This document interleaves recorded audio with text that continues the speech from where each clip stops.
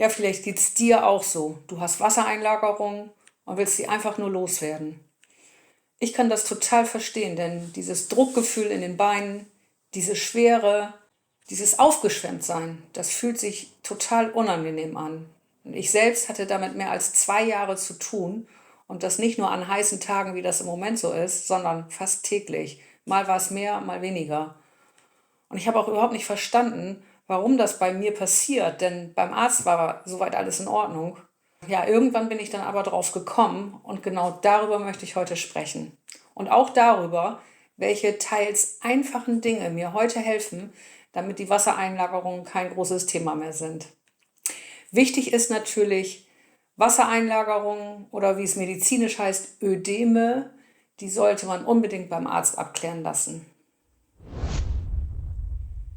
Ja, früher kannte ich Wassereinlagerungen eigentlich kaum und wenn, dann auch nur ganz wenig, so wie das wahrscheinlich viele kennen. Und dann wurde das aber plötzlich anders. Ich hatte immer wieder diese aufgeschwemmten Knöchel und Füße und eben dieses unangenehme Druckgefühl in den unteren Beinen. Manchmal passte ich auch nur in bestimmte Schuhe rein, also in viele Schuhe dann gar nicht mehr und das war einfach alles nur total unangenehm.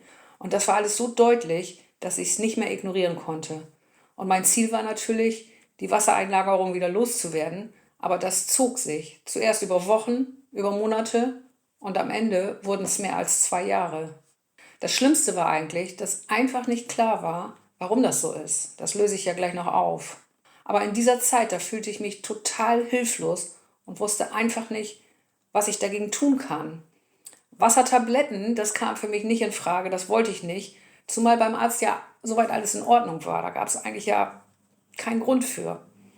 Ich fing also an, wie ich es immer mache, wenn ich beim Arzt nicht weiterkomme. Ich habe versucht, schlauer zu werden in Bezug auf Wassereinlagerungen. Ich habe viel gelesen, viel beobachtet an mir, die KI gefragt und natürlich auch einiges ausprobiert. Und so bin ich dann irgendwann drauf gekommen, was bei mir offenbar eine große Rolle gespielt hat. Und ich konnte auch herausfinden, welche Dinge mir gut helfen. Darauf komme ich ja gleich auch noch zu sprechen. Rückblickend gab es nämlich einen bestimmten Zeitpunkt, an dem ich was verändert habe. Und das habe ich damals aber überhaupt nicht mit den Wassereinlagerungen in Zusammenhang gebracht und bin erst viel später drauf gekommen, eigentlich eher durch einen Zufall. Am Anfang habe ich natürlich an die typischen Dinge gedacht. Salz im Essen, vielleicht Mineralstoffe oder dass ich zu wenig trinke. Ich habe auch an Bewegung gedacht, was ja gut für das Lymphsystem sein soll. Und oft habe ich mich auch auf den Rücken gelegt, die Beine an die Wand hoch und dann habe ich die Beine in Richtung Körper ausgestrichen. Aber das hat nicht besonders viel bewirkt. Das war alles nicht der eigentliche Durchbruch. Das hat zwar kurzfristig manchmal ein bisschen erleichtert, aber es war nicht die Lösung. Und ich habe damals noch nicht verstanden, wo der entscheidende Zusammenhang bei mir liegt. Darauf bin ich erst viel später gekommen. Und das Interessante ist, darauf gestoßen bin ich über ein ganz anderes Problem. Denn fast genauso lange musste ich häufig auf Toilette, fast alle 1 bis 2 Stunden. Und es stellte sich bei mir raus, dass es am gepufferten Vitamin C lag, und zwar am Natrium-L-Ascorbat. Das nehme ich schon 2 Jahre ein, wegen der Mastzellen. Aber dann sprach ich mal mit einer Urologin und die fand das nicht so ideal, diese Menge an Vitamin C zu nehmen. Also habe ich das mal weggelassen und dann kam ich nicht nur mit den Toilettengängen wieder in den Normbereich, sondern die Wassereinlagerungen gingen plötzlich auch zurück. Und da wurde ich natürlich aufmerksam und fragte mich, ob das wohl irgendwie zusammenhängt. Und dann habe ich später nochmal nachgeschaut, wann ich dieses Natrium-L-Ascorbat eigentlich zum ersten Mal bestellt hatte. Und das war für mich dann auffällig, denn die erste Bestellung, die fiel genau oder ziemlich genau in den Zeitraum, in dem die Wassereinlagerungen angefangen hatten. Ich wusste das deshalb noch so gut, weil ich damals auf einem Geburtstag sogar darauf angesprochen wurde, also auf die Wassereinlagerung. Im Sommer im Garten, ich mit einer Dreiviertelhose. Und genau dieser zeitliche Zusammenhang, der hat für mich dann nochmal einiges erklärt. Und dann habe ich gewechselt auf Calciumascorbat, das ist auch gepuffertes Vitamin C, nur eben nicht mit Natrium, sondern mit Calcium. Und seitdem habe ich die Wassereinlagerungen endlich im Griff. Beim Calciumascorbat mache ich mir erstmal keine Sorgen, da ich zum einen die Gesamtmenge reduziert habe und zum anderen so gut wie keine Milchprodukte esse. Es wird also nicht zu viel Calcium werden. Ja, nach dieser Erfahrung mit dem Vitamin C, da wurde ich natürlich aufmerksamer. Und es gab dann noch eine Situation, die mir die Augen geöffnet hat. Ich hatte Brokkoli im Backofen gemacht, eigentlich nichts Besonderes, nur der war ein bisschen zu salzig geworden. Das war nicht so, dass man ihn gar nicht mehr essen konnte, aber es war schon ein bisschen grenzwertig. Ihr kennt das bestimmt. Ja, und an diesem Tag, da hatte ich plötzlich nach mehreren Wochen wieder Wassereinlagerungen. Da war wieder dieses Druckgefühl, die Knöchel waren wieder angeschwollen und die unteren Beine fühlten sich schwerer an. Und das bestätigte dann für mich nochmal den Zusammenhang und auch das eigentliche Problem.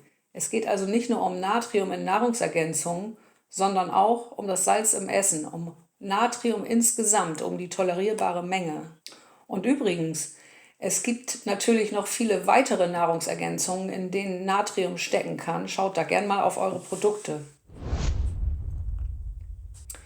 Ja, seitdem achte ich genauer darauf, wie viel Salz insgesamt zusammenkommt, und ich gucke natürlich auch bei den Nahrungsergänzungen genauer hin. Aber nun möchte ich euch noch erzählen, was mir zusätzlich hilft, um Wassereinlagerungen loszuwerden oder auch gar nicht erst aufkommen zu lassen. Viele wissen zum Beispiel gar nicht, wie wichtig es gerade dann ist, ausreichend Wasser zu trinken.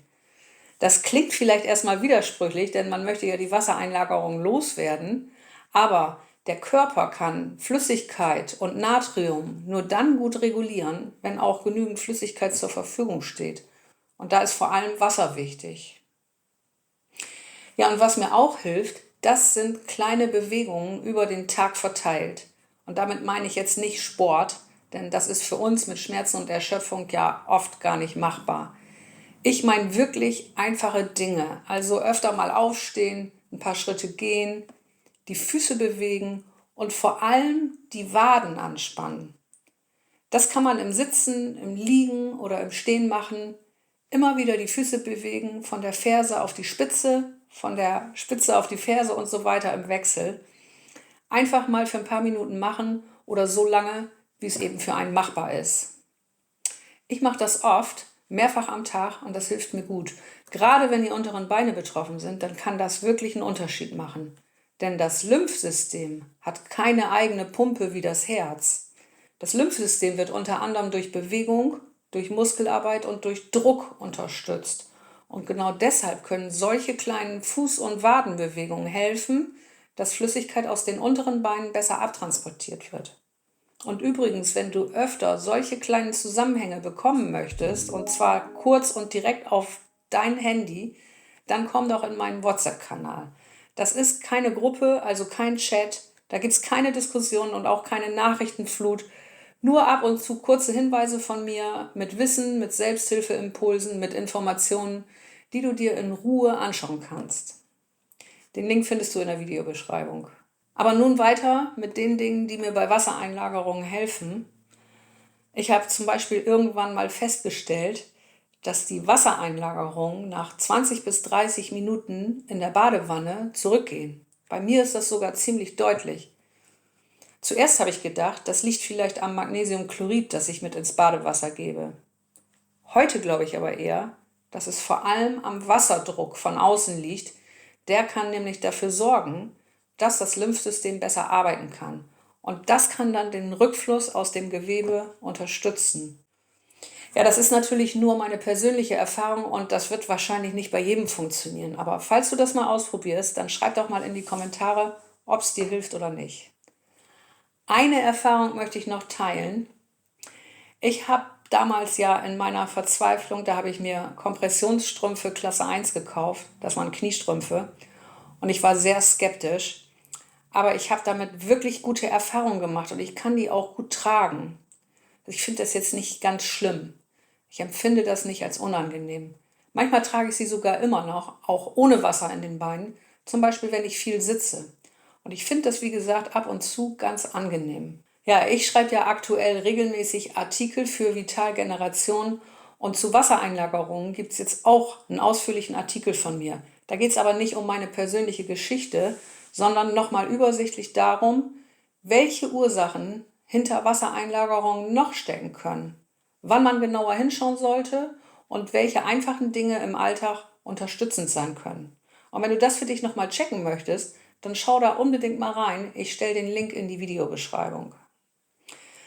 Ja, wie du bei mir sehen kannst, manchmal liegt der entscheidende Hinweis nicht da, wo man zuerst denkt. Und bei mir hat es 2 Jahre gebraucht. Und es war am Ende nicht nur das Salz im Essen, sondern auch das zusätzliche Natrium über mein Vitamin C, das ich jeden Tag genommen habe. Und lange habe ich das überhaupt nicht mit den Wassereinlagerungen in Verbindung gebracht. Und das heißt jetzt natürlich nicht, dass das bei jedem so ist, das ist ganz klar. Da gibt es ja viele unterschiedliche Ursachen für Wassereinlagerungen. Aber wenn du Wassereinlagerungen loswerden möchtest, dann überprüf doch vielleicht auch mal deinen Salzkonsum, deine Nahrungsergänzungen und deine Trinkmenge. Ja, viele von euch haben ja auch zusätzlich immer wieder mit Schmerzen, mit Verspannungen, ja, mit Nacken- oder Rückenschmerzen zu tun. Und wenn das bei dir auch so ist, dann schau unbedingt auch mal in dieses Video hier rein. Da zeige ich dir mein Massagegerät von Donnerberg, wie ich das im Alltag nutze, für welche Körperbereiche ich es verwende und warum es für mich seit Jahren, wirklich seit Jahren, zu meinen wichtigsten Soforthelfern bei Schmerzen gehört. Also nicht gegen Wassereinlagerung, aber bei Schmerzen und Verspannung. Ja, bis gleich in dem Video.